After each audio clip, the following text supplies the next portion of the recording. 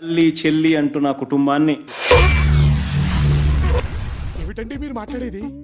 తల్లి చెల్లి అంటూ నా కుటుంబాన్ని ఆవిడ కరెక్ట్ గానే చెప్పిందిరా. చాలా సేపు సస్పెన్స్ తర్వాత నాకు కూడా అర్థమైంది. ఎక్కడ పడితే అక్కడ ఇదే చంద్రబాబు మాట్లాడుతా ఉన్నాడు. అన్ని అబద్ధాలే. నోటికి వస్తే అబద్ధం తప్ప ఏదో ఎట్టకారాలు వద్దు. ఎవరిదా ఎటకారం? ఎవరిది ఎటకారం? ఎవరిది ఎటకారం? లేదు అబద్ధం మాత్రం ఆడలేను అనే మాట నా నోట్లో నుంచి వస్తుంది. ఈ సినిమాలో పెద్ద కామెడీ డైలాగ్ ఇదే, కామెడీ డైలాగ్ ఇదే. ఆశ్చర్య నిజంగా అడుగుతా ఉన్నా ఇదే మరి చదమేశాను నేను సూటిగా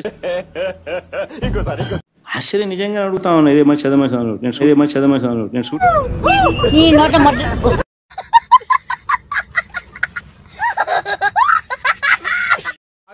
ప్రతిదానికి ఓవర్ ఎక్స్ప్రెషన్, సిగ్గు లేకుండా మళ్ళీ నవ్వు ఒకటి మొహం మీద. చంద్రబాబు నేను అడుగుతా ఉన్నా, అయ్యా నీకు కుటుంబాలు ఉన్నాయి, ప్రజలు నిజాన్ని తెలుసుకోవాలి. అది చూడండి. జగన్ తన సైతాన్ సైన్యంతో విష ప్రచారం చేయించారని మండిపడ్డారు ఏపీసీసీ చీఫ్ షర్మిల. గత 5 సంవత్సరాలలో మీ సైతాన్ సైన్యం రౌడీ సైతాన్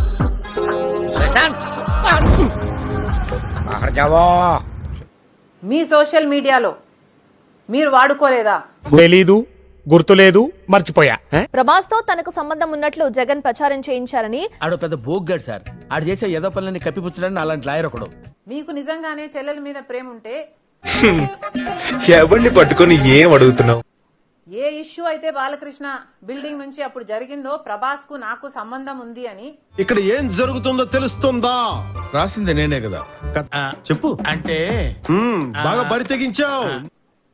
అదే ఇష్యూని ఈ సైతాన్ సైన్యం మీ సోషల్ మీడియాలో మీరు వాడుకోలేదా? నీకు ఇంజెక్షన్ చేసిందే ఆయనరా. తల్లి చెల్లి అంటూ నా కుటుంబాన్ని సైడ్ బాబుని తీసి సాఫ్ట్ గా మాట్లాడితే శోభన్ బాబు అనుకున్నావా?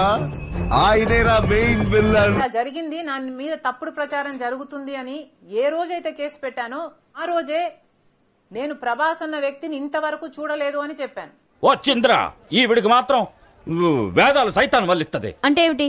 అంటే ఆరాలు తీయకూడదు, వినూరుకోవాలి. తనకు ప్రభాస్ తో ఎలాంటి రిలేషన్ లేదని, జగన్ కు తనపై ప్రేమ ఉంటే ప్రచారం జరుగుతున్నప్పుడు ఏం చేశావు, గాడిదలు కాసావా అంటూ ఫైర్ అయ్యారు.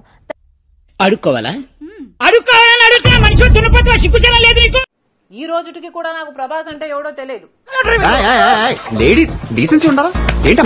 అయితే అసలు ప్రభాస్ ఎవరో తెలియదని క్లారిటీ ఇచ్చారు. గతంలో కూడా తన పిల్లల మీద ప్రమాణం చేశా, ఇప్పుడు ప్రమాణం చేస్తున్నానన్నారు. ఈ రోజుకి కూడా చెప్తున్నా, ఆ రోజు ప్రమాణం చేశా నా బిడ్డల మీద నాకు సంబంధం లేదు ఆయనతో అని.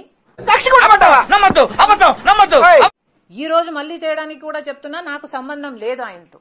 నా బిడ్డల మీద ప్రమాణం చేసి చెప్తున్నా. ఇంత మంచివాడి మీద కంప్లైంట్ చేయడానికి నీకు నోరెలా వచ్చిందయ్యా? తన మైలేజ్ కోసం సొంత చెల్లి అని కూడా చూడకుండా తనని బలిపశువుని చేశారని మండిపడ్డారు షర్మిల. ఇలాంటి వెధవి ప్రపంచంలో ఎక్కడా ఉండడరా. లేక బాలకృష్ణ బిల్డింగ్ ఐపీ అడ్రస్ నుంచో పాండుదాద వచ్చాడని ఎవడో నన్ను పిలిచింది. నేనంటే నా లెవెల్ ఏంటి? ఆ బచ్చగాడితో మాట్లాడబెట్టి ఈ బచ్చాగాడి కోసం అన్న కావాలేంబే.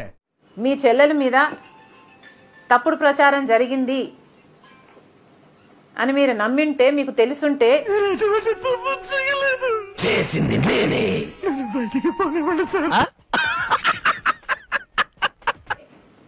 మరి మీరు 5 సంవత్సరాలు ముఖ్యమంత్రిగా ఉన్నారు కదా. అంటే అది ఆ ఇష్యూ జరిగిన తర్వాత 5 సంవత్సరాలు మీరు ముఖ్యమంత్రిగా ఉండి ఏం గాడిదలు కాశారండి? ఎంత పిరికి సన్యాసులు సీమలు ఎలాగరా పుట్టారు? చత్తనా కొడకల్లా. ఎందుకు ఎంక్వైరీ వేయలేదు బాలకృష్ణ మీద? అది నేను చెయ్యను, నేను చెయ్యలేను. యాక్చువల్లీ నాకు చేత కాదు అది. మీరు ఇప్పుడు చెల్లెల మీద ప్రేమ ఉన్నట్టు మీరు మాట్లాడుతున్నారే. చాలా టూ మచ్ గా మాట్లాడిందిరా. ఇలాంటి వాళ్ళ వల్ల మన యూత్ కి రెస్పెక్ట్ లేకుండా పోతుంది. కమ్మ వాళ్ళ పరిస్థితి మీకు తెలుసా? నేను వాస్తవం చెప్తున్నా. రెడీగా ఉండండి రా. అంటున్నారు వాళ్ళు కింద బతుకుతున్నారు. నాకు తెలిసిన కమ్మ వాళ్ళు. ఏది నోటుకొస్తే అది మాట్లాడక.